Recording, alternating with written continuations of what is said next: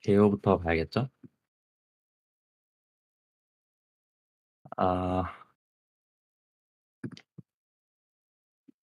이제 트랜스포머는 뭐 다들 아시다시피 어텐션 메커니즘이 이제 처음 등장한 건 아니고요. 이제 어텐션 메커니즘 거의 어텐션만으로 이제 전체적인 모델을 구성했다는 점에서, 그리고 병렬화를 가져오고, 그러면 훈련 시간이 이제 빨라졌겠죠. 그리고 성능도 많이 좋아졌다, 그전에 비해서. 근데 그전에 그런 모델이 뭐냐 하면은 이제 시퀀스 투 시퀀스에 어텐션을 적용한, 그게 이제 트랜스포머 이전의 가장 이제 소타 모델이었어요. 이제 거기서 이제 시퀀스라고 하는 거면 뭐냐면, 이 RNN 하나랑 인코더 RNN이랑 이제 디코더 RNN을 이제 합친 거잖아요. 거기다 이제 이 어텐션을 적용한 게 시퀀스 투 시퀀스 플러스 어텐션인데, 여기서 나오는 이 어텐션은 크로스 어텐션이라고 해요. 그래서 이제 서로 다른 애들의, 그러니까 어텐션이라는 게 일단 영어 뜻은 그 관심 이런 뜻이잖아요. 주목. 그러니까 이거의 어떤 이름은 어디서 온 거냐면, 네, 서로 어디에 집중을 해야 될지 비교를 하는 건데, 그럼 비교군이 있어야 될 거 아니에요, 서로. 그 군이 서로 다를 때 이제 크로스 어텐션이라고 하고, 또는 디코더 어텐션이라고도 하고. 그 이유는 이제 이것처럼 이런 시퀀스 모델에서 이제 디코더 과정이죠. 디코더 과정에서 이제 인코더에서 쓰였던 이 히든 스테이트들을, 그러니까 얘 인코더랑 디코더가 서로 이제 어텐션 과정을 거치면서 이제 디코더가 모델을 출력해내는 과정이 이제 크로스 어텐션이라고 생각하시면 됩니다. 어 트랜스포머가 등장하기 전엔 이게 가장 좋은 모델이었는데, 여전히 문제가 어 있었다고 해요. 그래서 이제 등장한 게 이제 트랜스포머인데, 가장 크게 바뀐 거는 뭐냐면 이 크로스 어텐션이 있고, 그다음에 이 인코더 내에서 셀프 어텐션이라는 게 들어가고, 디코더 내에서 셀프 어텐션이라는 게 들어가요. 그다음에 이 RNN에서의 이 연결고리 있잖아요. 이걸 이제 다 끊어 버리는 거예요. 그니까 이제 시퀀셜한 모델이 아니죠, 더 이상. 그러면은 이제 병렬화가 가능해지겠죠. 거기서 이제 훈련 속도가 빨라진 게 있고, 어 이제 좀 스텝이 여러 가지가 있는데, 전체 모델을 먼저 한번 보여 드리면, 여기서 들어가서 인풋을 이제 토큰을 임베딩을 하겠죠. 그다음에 이제 포지셔널 인코딩을 해 줘요. 지금은 이제 그냥 빠르게 훑는 거예요, 모델이 어떻게 흘러가는지. 그러면 그 포지션의 위치의 정보까지 들어간 임베딩된 벡터를 이제 이 이게 하나의 블럭이거든요. 그럼 이거를 멀티 헤드 어텐션을 거치고 이제 킥 커넥션을 통한 이제 더하기와 노멀라이제이션을 해 주고, 그걸 또 feed forward를 지나서 노멀라이즈 해 주고, 이 과정을 n 번, 이 논문에서는 6 번을 거친 다음에, 그러면은 마지막 이제 단어의 모든 단어들의 임베딩이 나오겠죠. 그게 이제 이제 시퀀스 모델에서는 이제 컨텍스트 벡터에 해당하는 그런 아웃풋이 나올 테고, 그거를 바로 이렇게 넣는 게 아니에요, 이번에는. 시퀀스처럼 그대로 이렇게 들어가는 게 아니라, 또 이제 이 디코더 블럭은 이렇게 생겼는데, 디코더 블럭은 이제 아웃풋, 그러니까 번역이면은 처음에는 이제 SOS 토큰이겠죠. 그거에 대한 임베딩이 들어가고, 그것 또한 이제 포지셔널 임베딩을 해 주고, 그다음에 멀티 이 어텐션 블럭을 하나 지나서 멀티 헤드 어텐션 블럭을 지나면 이제 그 현재까지 번역된 토큰들 사이에 이제 관계가 있겠죠. 그것들 사이에 어텐션을 진행하는 게 이 부분이고, 그다음에 이제 어텐션을 하나 또 지나게 되는데, 이건 이제 전혀 없던 그림이죠. 인코더에서는 없던 그림인데, 이제 이 현재까지 추론된 이 부분과, 그러니까 이 인코더 부분이 크로스 어텐션 하는 과정인 거예요, 이게. 그림을 보시면. 그래서 사실상 트랜스포머를 이렇게 그리는 사람은 아무도 없는데, 그냥 제가 시퀀스랑 어텐션이 어떻게 다르게 쓰이는지를 비교하기 위해서 일부러 이렇게 그린 거라서 그렇게 생각을 하시면 돼요. 그니까 이 부분이 이 인코더 내에서의 어텐션 과정이라고 보시면 되고, 이 부분이 이제 디코더 내에서의 셀프 어텐션 과정이고, 이 크로스 어텐션을 이거를 이렇게 표현한 거다라고 보시면 돼요. 그다음에 이렇게 과정을 지나고 또 이것도 n번 6번 반복하면, 그다음에 이제 그걸 풀리 커넥티드 레일을 거치는 거예요. 그냥 구조가 되게 겉에 보면 간단해요. 근데 일단 포지셔널 인코 저는 크게 세 가지로 나눴거든요. 그래서 포지셔널 인코딩이랑, 그다음 이제 어텐션에 대해서 할 거고, 그다음 이제 전체적인 트랜스포머 이제 아키텍처 안 다룬 것들에 대해서 설명을 하려고 해요. 근데 제가 포지셔널 인코딩에 시간을 너무 많이 쓴 나머지 오히려 중요한 어텐션에 집중을 못한 것 같아서. 그리고 요번 발표는 코드가 없어요. 그래서 제가 좀 코드까지는 아직 못해서, 그거는 이제 다음 발표 때나 아니면 시간이 된다면 다음 주에라도 제가 빨리 해서 발표를 할 수 있으면 좋을 것 같습니다.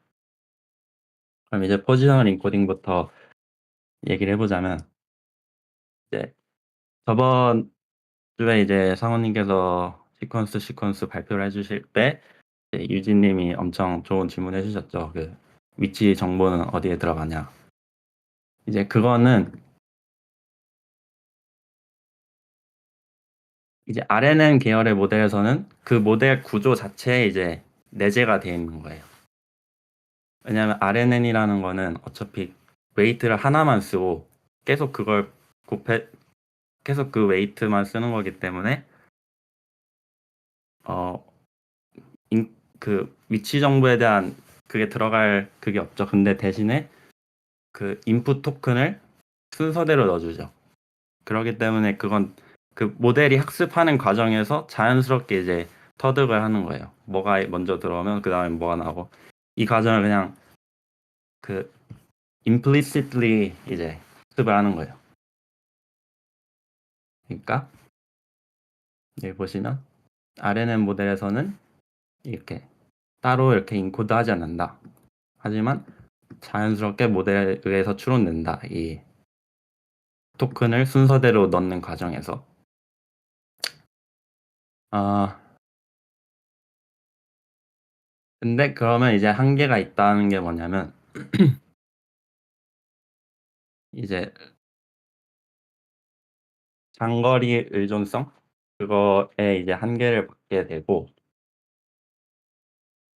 어 왜 그러지? 지금 머리가 안 돌아가는데 일단 여긴 넘어가고 그게 이제.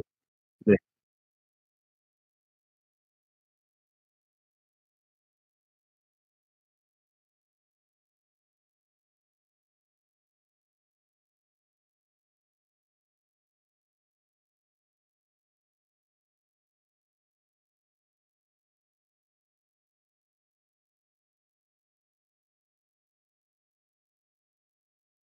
네, 근데 이제 이게 왜 포지셔널 인코딩과의 연관성이 있는지 지금 잠깐 생각이 안 나 가지고. 아무튼 넘어가면은, 그러면 근데 아까 말씀드렸다시피 그 트랜스포머에선 여기를 이제 다 끊었잖아요. 이 RNN의 이 시퀀셜한 그거를. 그러면은 인풋이 그냥 이대로 들어가게 된단 말이에요, 전체적으로. 그러면은 모델이 알 리가 없죠, 뭐가 먼저 들어온지. 그래서 그 정보를 넣어줘야 돼요, 임베딩에.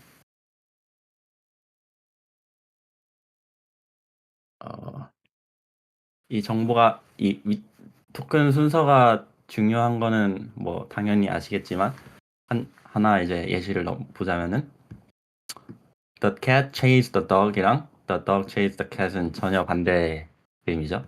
단 이 cat하고 dog의 순서 차이로 인해서 그러니까 이런 정보를 넣어줘야 되는 건데 트랜스포머 이전에는 이제 이 위치 정보에 대한 인코딩의 역사가 이렇게 된다고 GPT가 하더라고요. 그래서 보면은 이게 이제 RNN 계열의 모델이고요. 그래서 아까 말했다시피 임플리시트하게 모델 구조상 자연스럽게 습득을 하는 방법이 있었고 이제 트랜스포머에서는 사이누소이덜 포지셔널 인코딩이라고 해가지고 사인 그래프를 이용한 사인 코사인 계열의 이제 그 함수를 이용한 포지셔널 인코딩을 하고 그 이유는 뭐 아직 모르니까 하는데 이렇게 진행이 된다고 해요. 이걸 알았으면 조금 덜 집중을 하는 건데 저는 이 이 포지셔널 인코딩이 약간 제일 좋은 건 줄 알고 조금 개입하려고 했다가 시간을 많이 낭비해 본 게 있습니다. 일단 어 그러면 포지션을 어떻게 그 벡터에 임베딩을 하냐고 하면은 이 토큰을 먼저 임베딩을 하잖아요, 저희가. 그 뭐 캣이면 캣을 어떤 뭐 512 차원으로 예를 들면 임베딩을 하고 뭐 더그는 따로 임베딩을 하고 이렇게 하잖아요. 거기에다가 이제 더해 주는 거예요. 그러니까 이게 한 캣이 아니라 그러니까 차원이 늘어나지 않고 그러니까 포지셔널 임베딩도 차원이 같겠죠. 토큰 임베딩 차원이랑. 거기에서 그냥 그 값만 더해 주는 거예요. 저는 처음에 이게 이 값을 더해 주는 게 대체 어떻게 이 위치 정보를 넣어 주냐 약간 이런 너무 이해가 안 되는데 사실 뭐 이쪽 분야의 많은 부분이 좀 난해하듯이 좀 완벽하게 그건 완벽하게 이해할 수는 없는 거예요. 왜냐하면 지금 생각해 보면은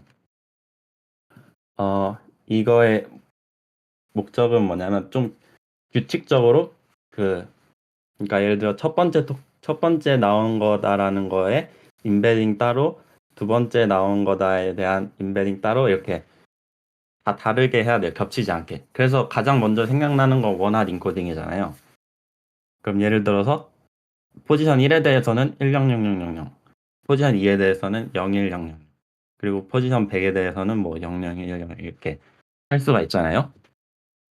그럼 이걸로 해서 이걸 벡터에 더해주면 그게 왜 그 위치 정보가 되냐라고 생각하면 당연히 그거는 납득이 안 되죠. 근데 항상 이 딥러닝이라는 거는 로스 함수를 잘 세워놓고 그 로스 함수를 이제 적어지는 방향으로 이제 옵티마이즈를 하다 보면 모델이 자연스럽게 그거 웨이트나 이런 거를 바꿔가면서 규칙을 찾는 거니까 그거는 뭐 인간이 해석할 도리는 없는 거죠. 그 대신에 잘 가이드를 해줘야 된다는 거예요, 항상.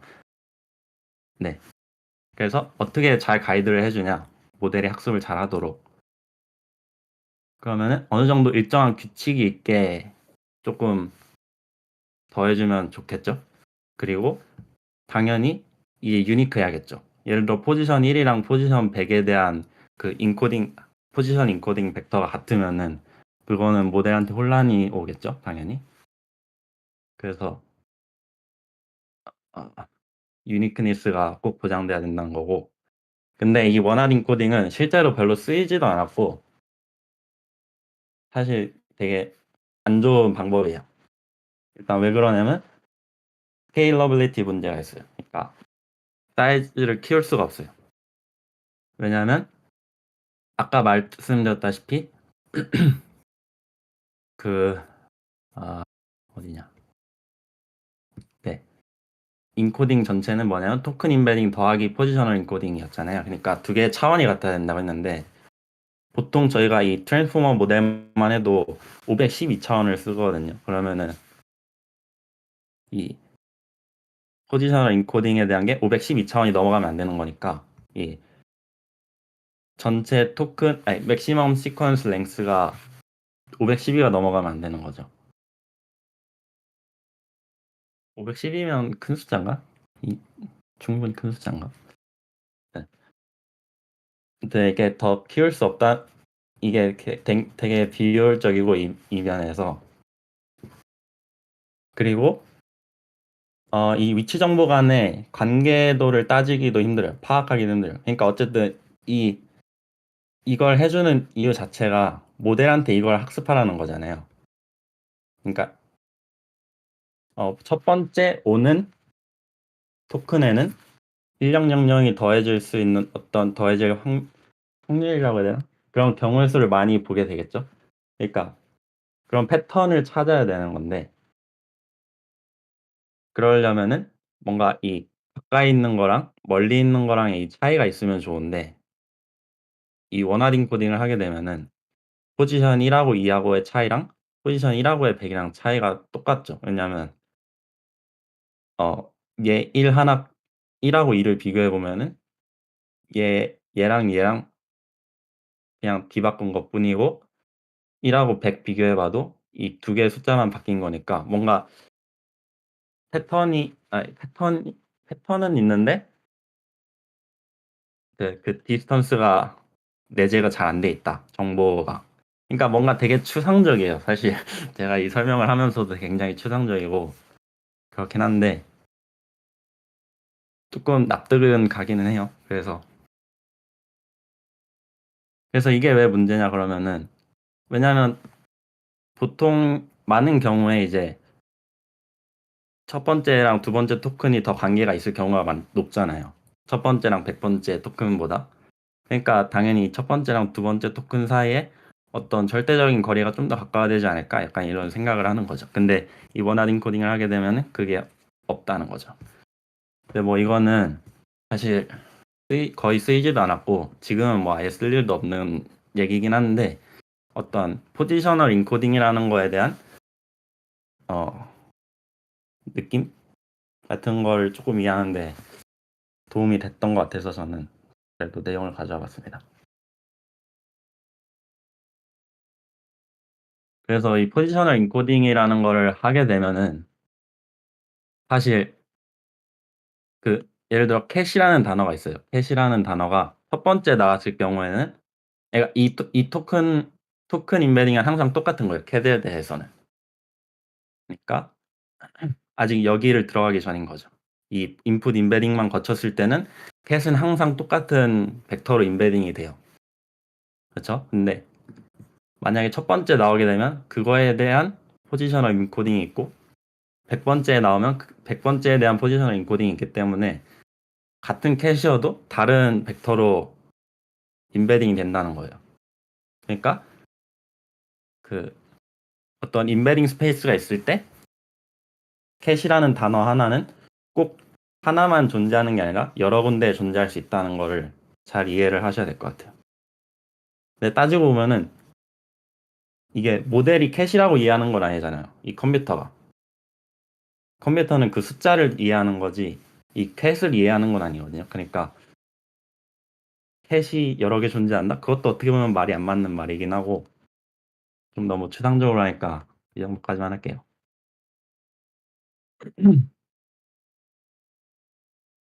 그래서 우리는 어떤 유니크한 임베딩을 할 수 있고 각각의 포지션에 대해서 임베딩을 할 수 있고 어떤 규칙적인 패턴이 있고 모델이 학습하기 쉬운 임베딩이 필요하다. 이게 이제 어떤 모티베이션이라고 보시면 될 것 같은데 그래서 이 모델에서 제안한 게 사이누소이덜 포지셔널 인코딩이라는 건데 일단 식은 이 두 개입니다. 그래서 이게 뭐냐면 어, 이 포즈가 그 몇 번째 토큰이냐 이거고 이 2i랑 2i 플러스 1은 짝수 홀수를 나타내는 거예요. 그러니까 어떤 임베딩 그러니까 제 모델을 예를 들어서 뭐 64 차원으로 임베딩을 할 거다 하면은 이 짝수 번째 차원은 이 함수를 사용하는 거고 홀수 번째 차원은 이 사인 그래프를 사용하는 거예요. 그리고 이 포즈는 이 몇 번째 토큰이냐 이거를 나타내는 거. 그래서 이 그림이 되게 그 눈으로 잘 들어오게 설명이 되어 있거든요. 그래서 네 이런 식으로 돼요. 그래서 이 사인 그래프랑 코사인 그래프를 이게 이제 파장이라고 하나요? 이걸 웨이브랭스를 조절해 가지고 여러 가지 조합을 내게 하는 거죠. 그쵸? 그래서 겹치는 그게 없게, 겹치는 경우의 수가 없게. 그러면 아까 말했던 이 유니크한 각각의 포지션에 대한 유니크한 임베딩을 만들어내는 거에 좀 적합하죠. 그리고 음 어떤 패턴이 있으면 좋다고 했잖아요. 근데 항상 이 코사인, 사인 그래프는 그 반복되는 그런 함수니까 좀 그거에도 유리하다는 그런 주관적인 그게 있고, 그래서 이 포지셔널 임베딩을 이렇게 그림 한 게 이게 되게 많이 보신 그래프일 텐데, 보시면 색깔별로 파란색이 올수록 1 이고, 어쨌든 이거는 1 에서 0 으로 이제 뭐냐 왔다 갔다 하는 그래프니까 1 하고 0 -1 사이겠죠. 그래서 이 색깔을 보시면 그 값이라고 보시면 되고, 그래서 0 번째 토큰은 이 값으로 이제 더해지는 거예요, 이 값이. 지금은 128차원까지 나와 있는 거죠. 그러니까 만약 트랜스포머에서는 512차원을 이용하기 때문에 이 그래프는 아닐 텐데 이거보다 더 커야겠죠. 근데 보시면 0 처음이니까 01, 01, 01, 01, 01이고, 그다음은 또 이제 쪼끔 값이 바뀌죠. 그래서 이렇게 경우의 수 이 프리퀀시 주파수를 좀 조절해 가지고 네 겹치는 게 없게끔 이렇게 한 거라고 보시면 돼요.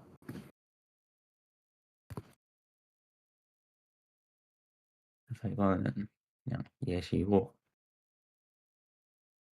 그리고 이제 논문에서 나오는 말이 있어요.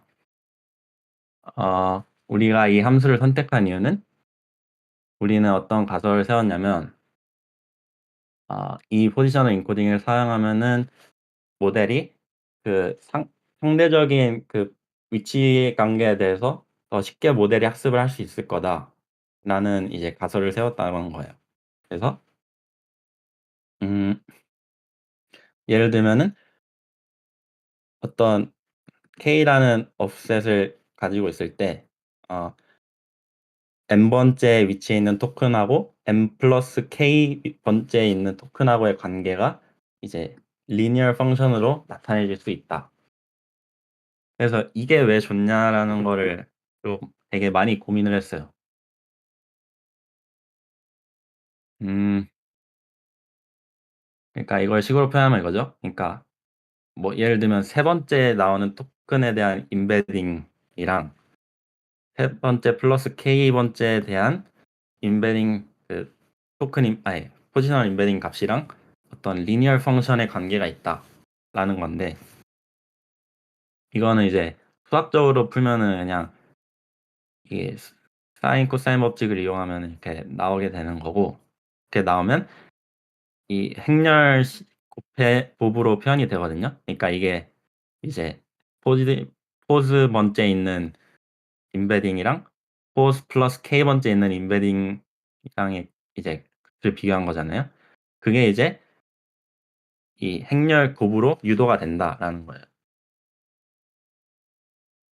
그럼 이거는 왜 좋냐라고 생각을 해 보면은, 어쨌든 이 트랜스포머 모델에서 중요한 점 중에 하나가 뭐 논문 제목에서도 말하듯이 attention is all you need예요. 그러니까 attention하고 linear layer밖에 안 써요, 실제로. 그래서 굉장히 linear한 그런, 그리고 이 항상 linear fully connected layer라는 거는 어떤 행렬의 곱이잖아요. 행렬의 곱을 로 나타낼 수 있는 게 이제 fully connected layer니까 이런 선형 관계가 있으면 굉장히 어떤 뉴럴 네트워크에서 학습하기 유리한 거라고 조금 이해를 하시면 될 것 같아요.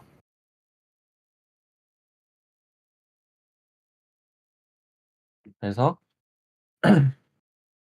그게 있고, 그리고 이제 또 다른 걸 이제 그 작가 저자가 말하기를 이 사이누소이덜한 임베딩을 쓰면은 이게 이제 그 시퀀스 랭스가 길어졌을 때, 훈련하지 않은 시퀀스 랭스보다 길어졌을 때 그거에도 이제 잘 모델이 학습을 잘 이제 성능을 낼 수 있다라고 하는데, 그거는 왜 그런 거냐면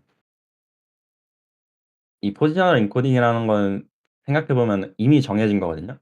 이 모델이 학습하면서 변하는 게 아니에요. 이미 딱 정해진 거고, 어떤 룰 베이스 펑션이, 그러니까 지금 이 함수는 정해져 있잖아요. 저희 코사인, 사인 이 함수로. 근데 다른 나중에 이제 나오는 임베딩을 보면은 포지셔널 임베딩이라고 해 가지고 인코딩이 아니야 포지셔널 인코딩이랑 임베딩이 차이가 있더라고요. 그래서 포지셔널 임베딩이라고 해서 이제 이거는 학습 가능한 어떤 파라미터를 갖고 있는 층이 하나의 층. 그것 또한. 근데 만약에 그렇게 해 버리면은 예를 들어 이 훈련을 예를 들어서 맥시멈 시퀀스 랭스 100 가지만 훈련을 했다고 쳐 봐요. 그럼 이 모델은 이제 100 맥시멈 100 개까지 100개 토큰의 길이에 대해서는 잘 예측을 하고 패턴도 잘 파악을 했겠죠. 그 시퀀스 순서에 대해서, 포지션에 대해서. 근데 만약에 200 개짜리 이제 컨텍스트가 들어와 버리면은 이제 거기서 완전 빵 뻥 나겠죠, 그 모델이. 근데 이 포지셔널 인코딩을 쓰면은 그 사이노소이덜 인코딩을 쓰면은 이미 정해져 있는 거고, 그리고 이런 패턴이 규칙적이기 때문에, 왜냐면 이거의 특징이 규칙적이라는 거잖아요. 그러니까 모델도 어느 정도 이제 자기가 본 거 이외에도 추측을 할 수가 있는 거예요, 쉽게. 그렇게 생각을 하시면 될 것 같아요. 이해가 되셨을는지 모르겠는데, 예, 아무튼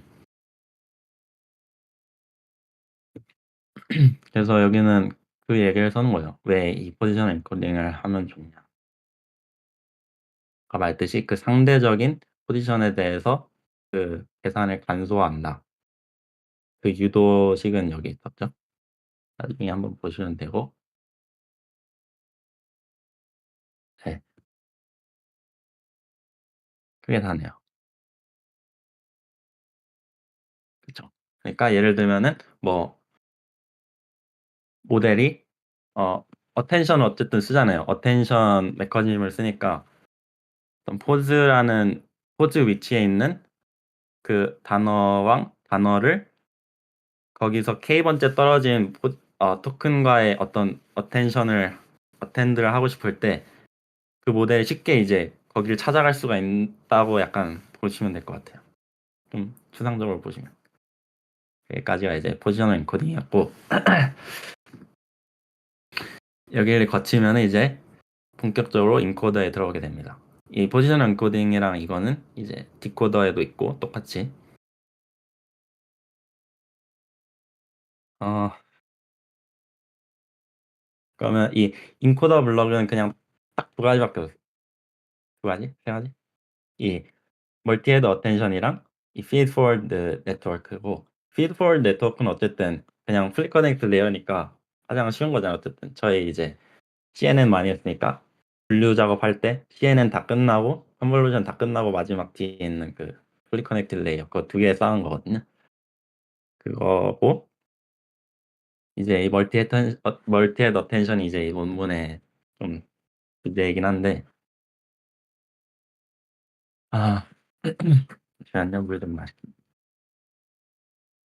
혹시 지금까지 질문 있으신가요?